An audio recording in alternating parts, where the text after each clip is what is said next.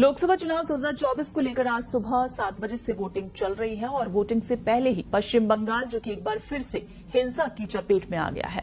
और ऐसा इसलिए कहा जा रहा है क्योंकि राज्य के पूर्वी मिदनापुर जिले में बीजेपी कार्यकर्ता का शव मिला है। बीजेपी ने दावा किया है कि कार्यकर्ता की हत्या की गई है। पूर्वी मिदनापुर के मोयना गांव के रहने वाले कार्यकर्ता का शव पेड़ से लटकता हुआ मिला। मृतक की पहचान दीनाबंधु मांड्या के तौर पर हुई है और वो पूर्वी मिदनापुर के मोयना गांव के रहने वाले थे। पुलिस ने फिलहाल मामले की जांच शुरू कर दी है। बीजेपी ने दावा किया है कि उसके पार्टी कार्यकर्ता को बुधवार को अगवा कर लिया गया था और उसका शव गुरुवार रात को मिला। बीजेपी कार्यकर्ता का शव ऐसे समय में मिला जब आज दूसरे चरण के लिए वोटिंग हो रही है और जिन सीटों पर दूसरे चरण के लिए मतदान हो रहे हैं उसमें दार्जिलिंग, रायगंज और बालूरघाट शामिल है। पूर्वी मिदनापुर में आपको बता दें छठे चरण में मतदान होने वाला है, लेकिन उससे पहले बीजेपी कार्यकर्ता की हत्या का मुद्दा गर्मा सकता है।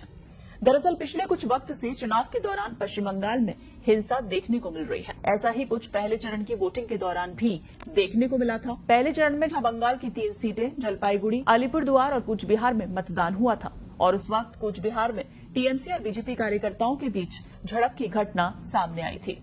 दोनों ही पार्टियों ने एक दूसरे पर हिंसा और वोटर्स को डराने की ढेरों शिकायतें दर्ज कराई थी। गौरतलब है आज लोकसभा चुनाव 2024 के दूसरे चरण के लिए 13 राज्यों की 88 सीटों पर वोटिंग शुरू हुई है और कल गुरुवार को ही पोलिंग पार्टियां मतदान केंद्रों के लिए रवाना हो गई थी। सुरक्षा के कड़े बंदोबस्त किए गए। इस बार टोटल 7 चरणों में ये लोकसभा चुनाव हो रहे हैं और 4 जून को नतीजे घोषित किए जाएंगे।